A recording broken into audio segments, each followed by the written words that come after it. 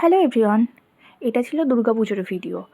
যাই হোক, তো গ্যালারি ঘাঁটতে ঘাঁটতে ভিডিওগুলো দেখলাম, তো ভাবলাম তোমাদের সাথে শেয়ার করেই দিই।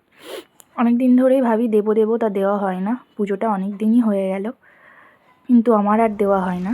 যাই হোক, আমি তখন ছিলাম নিউ টাউনে আমার দিদির বাড়িতে আমি ছিলাম। সেন্ট্রালে যে পুজোটা হয় না, সার্বজনীন, নিউ টাউন সার্বজনীন যে পুজোটা, সেই পুজোটাতেই সেই মেলাটাতেই যাচ্ছিলাম। যাই হোক, এই দেখো প্যান্ডেলটা, দেখো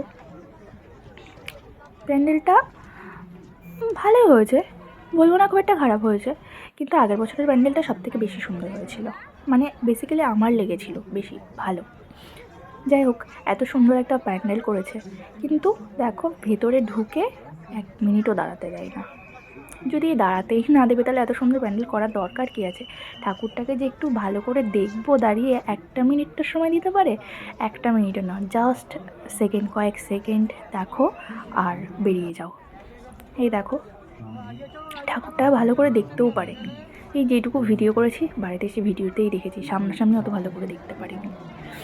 যাই হোক, আমাদের ঠাকুর দেখা হয়ে গেছিলো, আর কি বলবো, ওখানে তো আর বেশিক্ষণ দাঁড়াতে দেবে না, তাই জন্য আমরা বেরিয়ে গেছিলাম ওখান থেকে। আর আরেকটা জিনিস দেখলাম, যে এটা কী দিয়ে করেছে জানি না, যতটা মনে হলো কি প্লাইয়ের কাজ হতে পারে। আমি হাত দিয়েছিলাম, মনে হলো, জানি না কিসের, তবে জিনিসটা দেখতে খুব সুন্দর লাগছিল।